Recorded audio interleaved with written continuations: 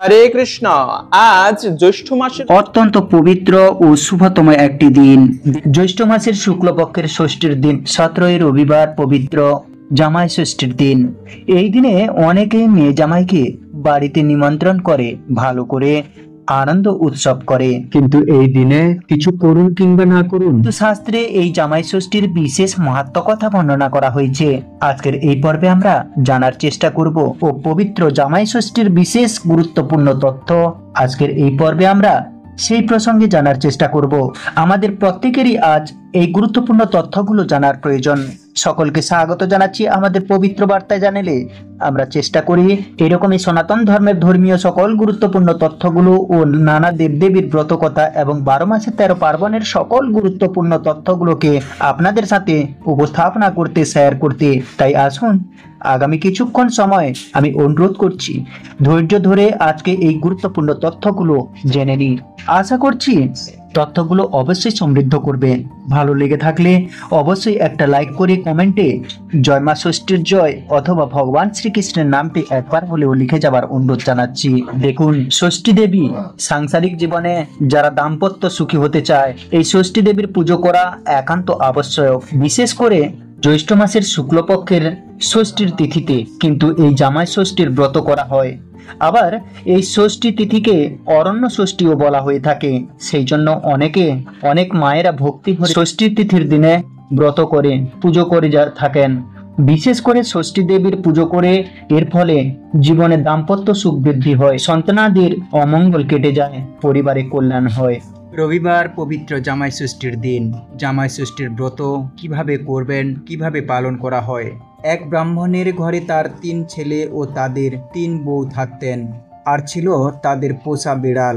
3 বউয়ের মধ্যে ছোট বউ মাঝে মাঝেই খাবার জিনিস চুরি করে খেতেন আর দোষ চাপাতেন তাদের পোষা বিড়ালটার উপর। বিড়ালটা ছিল মা ষষ্ঠীর বাহন। সে মা ষষ্ঠীর কাছে ছোট বউয়ের নামে নালিশ করত।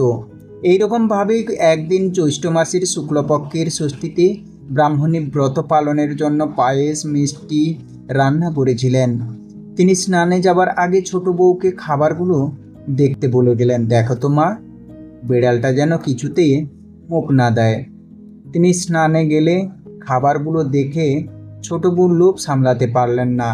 সব খাবার থেকেই একটু একটু করে নিয়ে খেয়ে দেখলেন আর দই নিয়ে বিড়ালটার মুখে লাগিয়ে দিয়ে এলেন। এরপর স্নান করে এসে ব্রাহ্মণী খাবারের এমন অবস্থা দেখে ছোট বউকে জিজ্ঞেস করলেন, এরকম কে করেছে?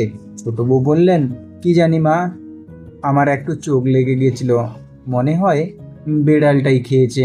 এই বলে তিনি বিড়ালটাকে নিয়ে এসে মাকে দেখালেন, এই দেখুন মা, মুখে খাবার লেগে আছে এখনো, বলে বিড়ালটাকে 2-4 ঘা দিয়ে ছেড়ে দিলেন। মনের দুঃখে কাঁদতে কাঁদতে বিড়ালটা বনে গিয়ে মা ষষ্ঠীর কাছে সব কথা বলল। মা ষষ্ঠী বললেন, আমি সব জানি, তুই কাঁদিস না, আমি ওকে শীঘ্রই এর প্রতিদান দেব।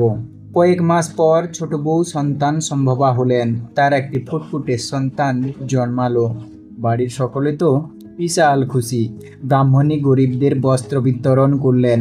একদিন রাতে ছেলেকে কোলে নিয়ে শুয়েছিলেন ছোট বউ। পরের দিন ঘুম ভেঙে দেখলেন ছেলে তার কাছে নেই।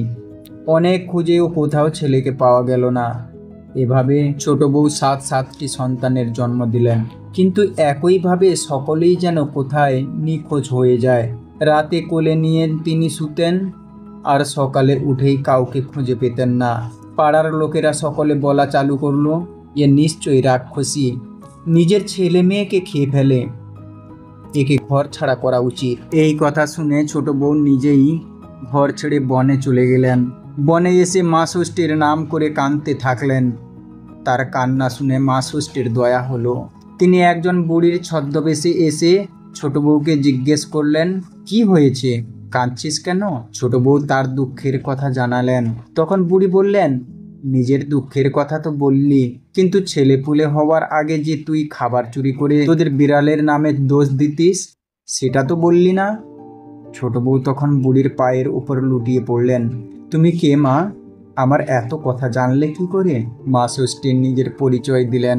তখন ছোট বউ আরো জোরে তার পা জড়িয়ে ধরে বললেন, আমি অনেক ভুল করেছি মা, আমায় ক্ষমা করুন। আপনি যা বলবেন তাই করব। তখন মা ষষ্ঠী তাকে বললেন, পথের ধারে একটা মরা বিড়াল পচে পড়ে আছে, তুই এক হাঁড়ি দই নিয়ে ওর গায়ে ঢেলে চেটে আবার সেই দই হাঁড়িতে তুলতে পারলে তোর ছেলে মেয়েরা ফিরে আসবে। ছোট বউ তাই করলেন। তখন মা ষষ্ঠী তার ছেলে মেয়েদের ফিরিয়ে দিলেন এবং বললেন, ওই দইয়ের ফোঁটা এদের কপালে দে, আর কখনো পুজোর জিনিস চুরি করে আমার বাহনের নামে দোষ দিবি না, আর ছেলে মেয়েকে কখনো দূর হ, মরে যা এই কথা বলবি না। এই বলে মা ষষ্ঠী অদৃশ্য হয়ে গেলেন। ছোট বউ ছেলে মেয়েদের নিয়ে ফিরে এলেন। ব্রাহ্মণী নাতি নাতনিদের পেয়ে খুব খুশি হলেন। সকলে মা ষষ্ঠীর পূজা করলেন। এরপর ছেলে মেয়েরা বড় হলে তাদের বিয়ে দিলেন। জ্যৈষ্ঠ মাসের শুক্লপক্ষের ষষ্ঠীতে মেয়ে জামাইকে ডেকে জামাই ষষ্ঠী করলেন। এইভাবে জামাই ষষ্ঠী ব্রতের কথা চারিদিকে ছড়িয়ে পড়ল। জ্যৈষ্ঠ মাসের শুক্লপক্ষের ষষ্ঠ তিথিতে এই উৎসব উদযাপন করা হয়। এইভাবেই দেশ বিদেশে প্রচারিত হলো এই জামাই ষষ্ঠী বা অরণ্য ষষ্ঠীর বিশেষ মাহাত্ম্য কথা, এবং এরপরেই পৃথিবীতে প্রচার হলো এই কথা। এই ছিল মূলত অরণ্য ষষ্ঠীর বিশেষ ব্রত কথা। তবে এই দিনে ব্রত করেন কিংবা না করেন, প্রত্যেকে চেষ্টা করবেন ভগবানের পুজো করতে, কেননা ভগবানের পুজো সর্বোত্তম, এর উপরে কোনো পুজো নেই। সকল অমঙ্গল দূরীভূত হয় যদি কেউ ভগবান বিষ্ণুর পুজো করতে পারে। এবং জামাই তারপরে মেয়ে সবাইকে নিয়ে ভগবান বিষ্ণুর পুজো দিয়ে এই দিনে বিশেষভাবে ভগবানকে ভোগ নিবেদন করবেন।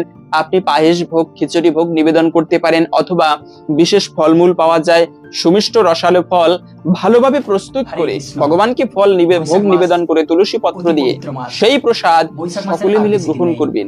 এই জামাই ষষ্ঠীর দিন আমরা কি করি, মেয়ে জামাইকে, এটা একটা বাঙালির সংস্কৃতি, মেয়ে জামাইকে নিমন্ত্রণ করে, শাস্ত্রীয় সংস্কৃতি নয়, এটা মানে একটা পুরানো ঐতিহ্য বহন করে।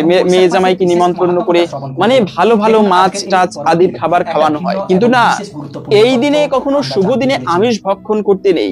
এই দিনে আপনি বিশেষ করে ফলমূল আদি ভগবানকে ভোগ নিবেদন করে, অথবা ভগবানকে ভালো করে পায়েস, খিচুড়ি, অন্ন প্রসাদ ভোগ নিবেদন করে সেই প্রসাদ গ্রহণ করুন।